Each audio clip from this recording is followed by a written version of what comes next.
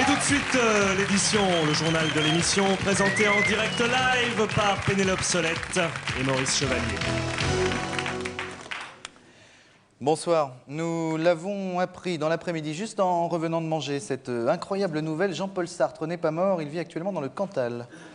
Merci Maurice pour cette nouvelle, merci aussi pour le petit verre d'alcool. C'est rien, ça me fait plaisir. Toute l'actualité de la semaine en images, bien sûr, on commence par le dimanche. Dimanche, bons usages. Quand vous voyez un sapin, faites-lui le baise-main avant de lui caresser les couilles, c'est plus poli.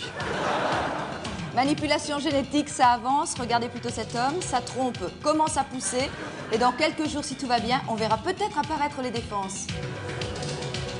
Enfin, sondage, 1 homme sur 2 fume des joints au boulot. Quelle pitié.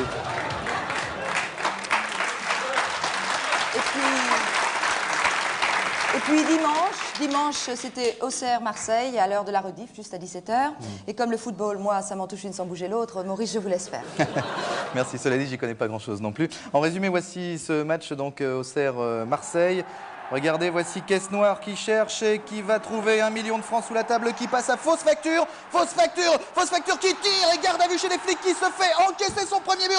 Regardez, garde à vue chez les flics qui est complètement... Oh là là, c'est magnifique, les supporters sont littéralement submergés, la joie se lit sur ces visages. Là, c'est Tigana, on reconnaît de toute façon même le... Ouais. Merci. Lundi toujours. Lundi, un nouveau venu dans le monde fantastique du livre des records. Pénélope, un Américain de 54 ans aurait chié une merde de 54 mètres. Et je sais, Maurice, ça peut sembler énorme. Il est arrivé premier devant un Américain de 52 ans, qui en a chié une de 52 mètres, et un Turc qui en a fait une, lui, de 49 mètres. Alors, vous n'avez pas dit l'âge du Turc? 49 ans. 49 et je rappelle que ce concours, bien sûr, était organisé par l'association de ceux qui chient long comme leur âge. Merci, Pénélope. Le mardi. Mardi, un pigeon qui vole. Mardi toujours, un type devant une porte. Mardi, enfin, des chaises et la moquette, et puis une belle avec des guichets. Donc une petite journée, hein, mardi. C'est toujours ça, les petites journées le mardi, en principe, Maurice, il n'y a pas de changement. Ouais. Mercredi. Mercredi, Venise s'enfonce. Venise s'enfonce chaque jour un peu plus dans l'eau. Il faut sauver Venise. Il faut sauver Venise, et pour cela, envoyer de l'argent, envoyer des sous. En fait, Maurice, puisqu'on parle d'argent, vous avez pensé à mes 400 francs, vous me les devez. Non, enfin, je suis en train vous me de... les devez depuis un mois, quand même. Envoyez au moins 400 francs à cette adresse. Vite, il faut sauver Venise. Des images terribles. Mercredi et en bref, grève à FR3, Maurice, ça dure. Eh oui, pourvu que ça dure.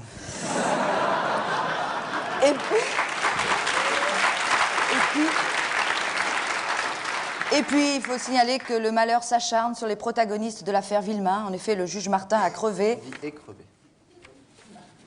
Et crevé. Bon, le juge Martin a crevé un pneu en sortant de son garage. Grosse journée, hein, le mercredi. Oui, c'est toujours comme ça, le mercredi, c'est toujours chargé. Alors, pour se reposer un petit peu, on marque une pause. Comme pour l'alcool et les cigarettes, la publicité pour les livres est interdite à la télévision. Alors? Les nuls le livre, allumette.